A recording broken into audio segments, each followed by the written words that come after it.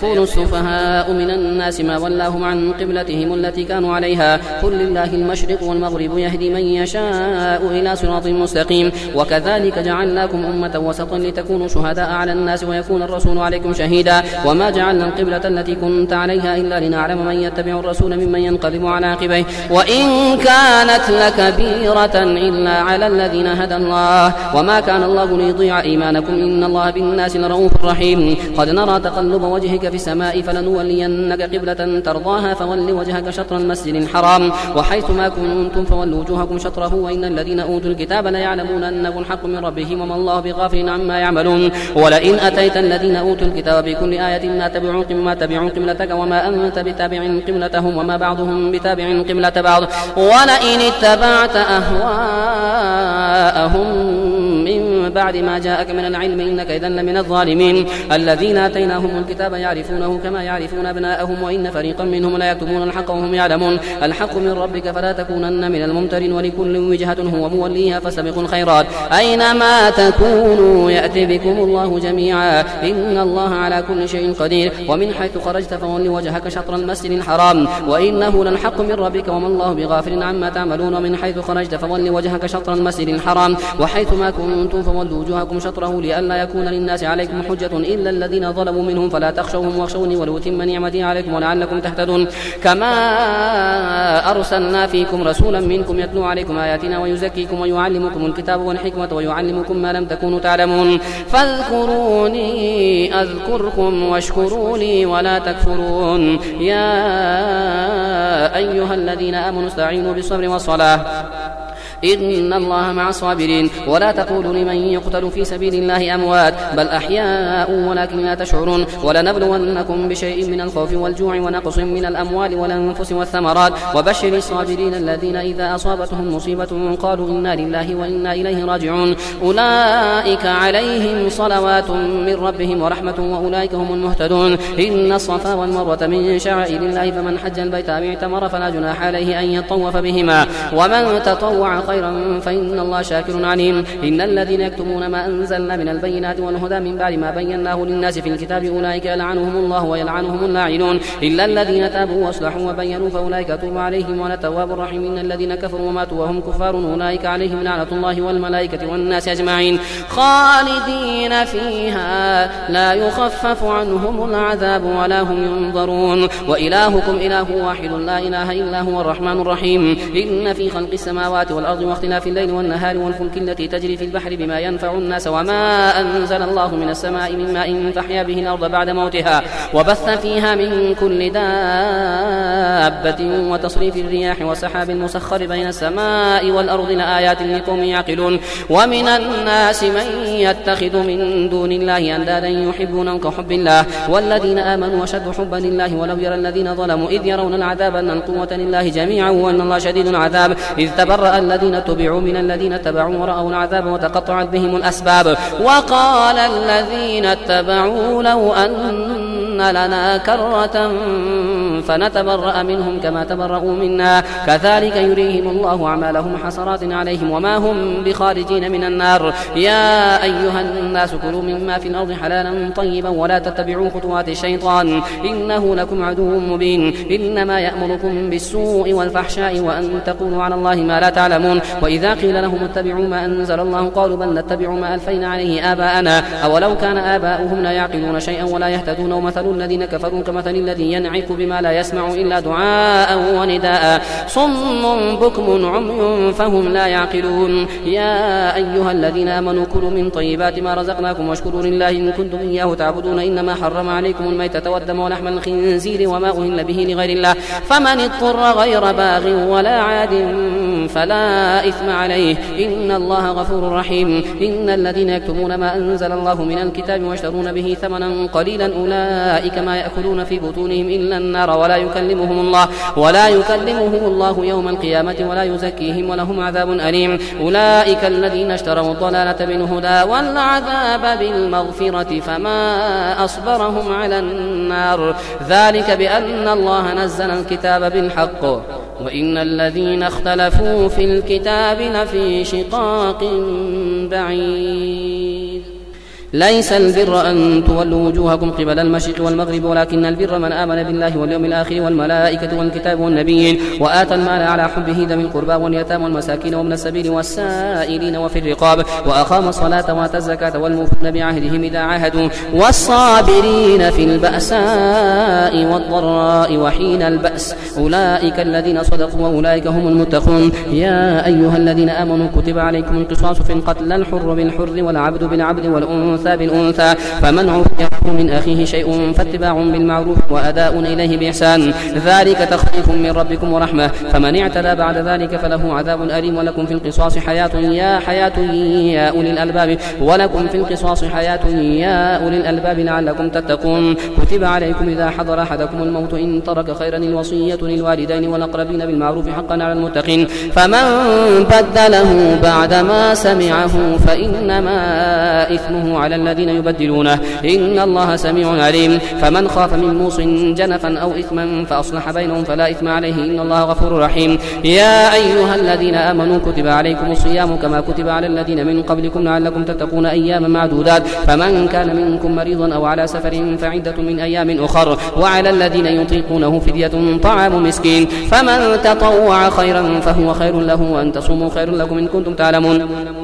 شهر رمضان الذي أنزل فيه القرآن هدى للناس وبينات من الهدى والفرقان فمن شهد منكم الشهر فليصمه ومن كان مريضا أو على سفر فعدة من أيام أخر يريد الله بكم اليسر ولا يريد بكم العسر ولتكملوا العدة ولتكبروا الله على ما هداكم ولعلكم تشكرون. وإذا سألك عبادي عني فإني قريب أجيب دعوة الداعي إذا دعاني فليستجيبوا لي وليؤمنوا بي لعلهم يرشدون. أحل لكم ليلة الصيام الرفث إلى نسائكم هن لباس لكم وأنتم لباس لهن علم الله أنكم كنتم تختارون أنفسكم فتاب عليكم وعفى عنكم فالآن باشروهن وابتغوا ما كتب الله لكم وكلوا واشربوا حتى يتبين لكم الخيط الأبيض من الخيط الأسود من الفجر ثم أتموا الصيام إلى الليل ولا تباشروهن وأنتم عاكفون في المساجد تلك حدود الله فلا تقربوها كذلك يبين الله آياته للناس لعلهم يتقون. ولا تأكلوا أموالكم بينكم بالباطل وتدلوا بها إلى الحكام لتأكلوا فريقا من أموال الناس بالإثم وأنتم تعلمون. يسألونك عن الأهلة قل هي مواقيت للناس والحج وليس البر بأن تأتوا البيوت من ظهورها ولكن البر من اتقى وأتوا البيوت من أبوابها واتقوا الله لعلكم تفلحون. وقاتلوا في سبيل الله الذين يقاتلونكم ولا تعتدوا إن الله لا يحب المعتدين. وقتلوهم حيث ثقفتموهم واخرجوهم من حيث أخرجوكم والفتنة أشد من القتل ولا تقاتلوهم عند المسجد الحرام حتى يقاتلوكم فيه فإن قاتلوكم فاقتلوهم كذلك جزاء الكافرين فإن انتهوا فإن الله غفور رحيم. وقاتلوهم حتى لا تكون فتنة ويكون الدين لله فإن انتهوا فلا عدوان إلا على الظالمين. الشهر الحرام بالشهر الحرام والحرمات قصاص فمن اعتدى عليكم فاعتدوا عليه بمثل ما اعتدى عليكم واتقوا الله واعلموا أن الله مع المتقين. وأنفقوا في سبيل الله ولا تلقوا بأيديكم إلى التهلكة وأحسنوا إن الله يحب المحسنين. وأتموا الحج والعمرة لله فإن أحصرتم فما استيسر من الهدي ولا تحلقوا رؤوسكم حتى يبلغ الهدي محله فمن كان منكم مريضا أو به أذى من رأسه ففدية من صيام أو صدقة أو نسك فإذا أمنتم فمن تمتع بالعمرة إلى الحج فما استيسر من الهدي فمن لم يجد فصيام 3 أيام في الحج و7 إذا رجعتم تلك 10 كاملة ذلك لمن لم يكن أهله حاضر المسجد الحرام واتقوا الله واعلموا أن الله شديد العقاب. الحج أشهر معلومات فمن فرض فيهن الحج فلا رفث ولا فسوق ولا جدال في الحج وما تفعلوا من خير يعلمه الله وتزودوا فإن خير الزاد التقوى واتقون يا أولي الألباب. ليس عليكم جناح أن تبتغوا فضلا من ربكم فإذا أفضتم من عرفات فاذكروا الله عند المشعر الحرام واذكروه كما هداكم وإن كنتم من قبله لمن الضالين ثم أفيضوا من حيث أفاض الناس واستغفروا الله إن الله غفور رحيم. فإذا قضيتم مناسككم فاذكروا الله كذكركم آباءكم أو أشد ذكرا فمن الناس من يقول ربنا آتنا في الدنيا وما له في الآخرة من خلاق ومنهم من يقول ربنا آتنا في الدنيا حسنة وفي الآخرة حسنة وقنا عذاب النار أولئك لهم نصيب مما كسبوا والله سريع الحساب واذكروا الله في أيام معدودات فمن تعجل في يومين فلا إثم عليه ومن تأخر فلا إثم عليه لمن اتقى واتقوا الله واعلموا أنكم إليه تحشرون ومن الناس من يعجبك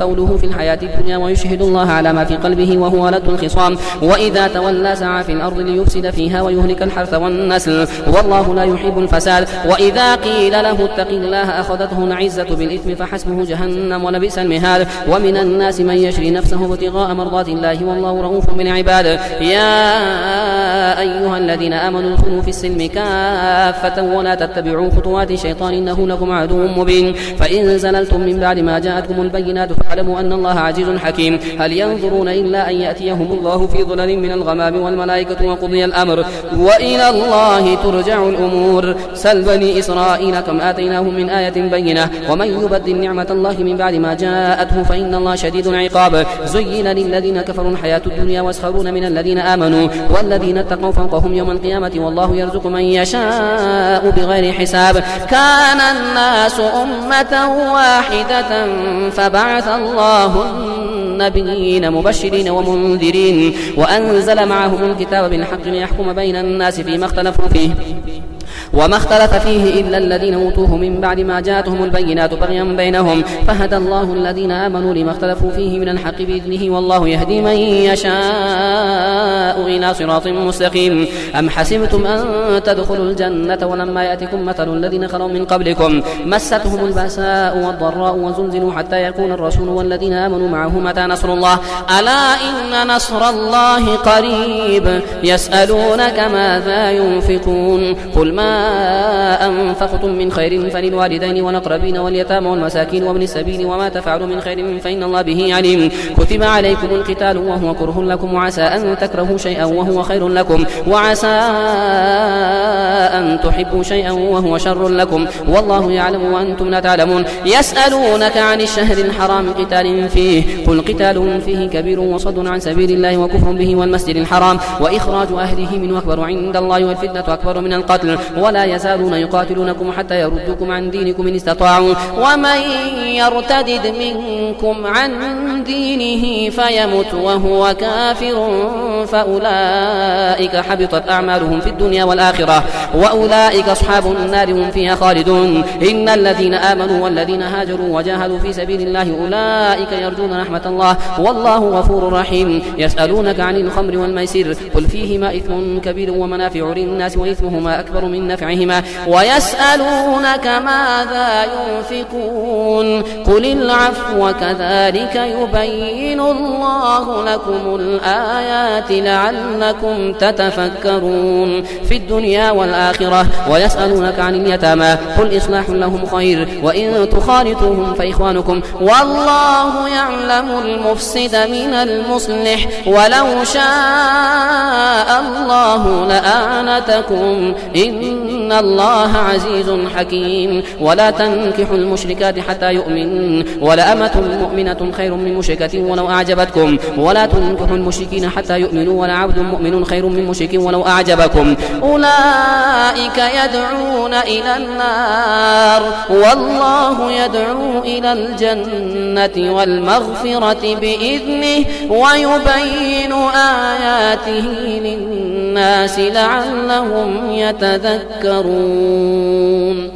ويسألونك عن المحيض قل هو أذى فاعتزلوا النساء في المحيض ولا تقربوهن حتى يطهرن فإذا تطهرن فأتوهن من حيث أمركم الله إن الله يحب التوابين ويحب المتطهرين نساؤكم حرث لكم فأتوا حرثكم أن شئتم وقدموا لأنفسكم واتقوا الله واعلموا أنكم ملاقوه وبشر المؤمنين ولا تجعلوا الله عرضة لأيمانكم أن تبروا وتتقوا وتصلحوا بين الناس والله سميع عليم لا يؤاخذكم الله باللغو في أيمانكم ولكن يؤاخذكم بما كسبت قلوبكم والله غفور حليم للذين يؤلون من نسائهم تربص 4 أشهر فإن فاءوا فإن الله غفور رحيم وإن عزموا الطلاق فإن الله سميع عليم والمطلقات يتربصن بأنفسهن 3 قروء ولا يحل لهن أن يكتمن ما خلق الله في أرحامهن إن كن يؤمن بالله واليوم الآخر وبعولتهن أحق بردهن في ذلك إن أرادوا إصلاحا ولهن مثل الذي عليهن بالمعروف وللرجال عليهن درجة والله عزيز حكيم. الطلاق 2 فإمساك بمعروف أو تسريح بإحسان ولا يحل لكم أن تأخذوا مما آتيتموهن شيئا إلا أن يخافا أن لا يقيما حدود الله فإن خفتم أن لا يقيما حدود الله فلا جناح عليهما فيما افتدت به تلك حدود الله فلا تعتدوها ومن يتعد حدود الله فأولئك هم الظالمون. فإن طلقها فلا تحل له من بعد حتى تنكح زوجا غيره فإن طلقها فلا جناح عليهما أن يتراجعا إن ظنا أن يقيما حدود الله وتلك حدود الله يبينها لقوم يعلمون. وإذا طلقتم النساء فبلغن أجلهن فامسكوهن بمعروف وسرحوهن بمعروف ولا تمسكوهن ضرارا لتعتدوا ومن يفعل ذلك فقد ظلم نفسه ولا تتخذوا آيات الله هزوا واذكروا نعمة الله عليكم وما أنزل عليكم من الكتاب والحكمة يعظكم به واتقوا الله واعلموا أن الله بكل شيء عليم. وإذا طلقتم النساء فبلغن أجلهن فلا تعذروهن أن ينكحن أزواجهن إذا تراضوا بينهم بالمعروف ذلك يوعد به من كان منكم يؤمن بالله واليوم الآخر ذلكم أزكى لكم وأطهر والله يعلم وأنتم لا تعلمون. والوالدات يرضعن أولادهن حولين كاملين لمن أراد أن يتم الرضاعة وعلى المولود له رزقهن وكسوتهن بالمعروف لا تكلف نفس إلا وسعها لا تضار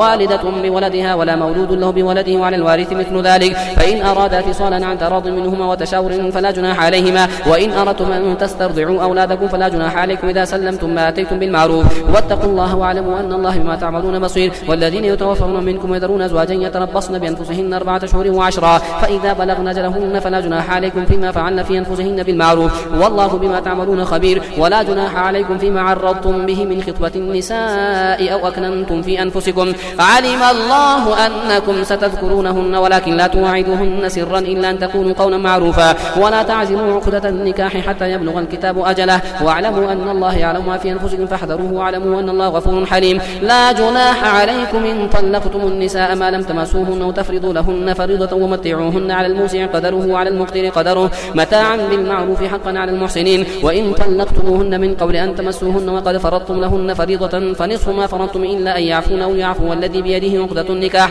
وأن تعفوا أقرب للتقوى ولا تنسوا الفضل بينكم إن الله بما تعملون بصير. حافظوا على الصلوات والصلاة الوسطى وقوموا لله قانتين. فإن خفتم فرجالا أو ركبانا فإذا أمنتم فاذكروا الله كما علمكم ما لم تكونوا تعلمون. والذين يتوفون منكم ويذرون أزواجا وصية لأزواجهم متاعا إلى الحول غير إخراج فإن خرجن فلا جناح عليكم فيما فعلن في أنفسهن من معروف والله عزيز حكيم. وللمطلقات متاع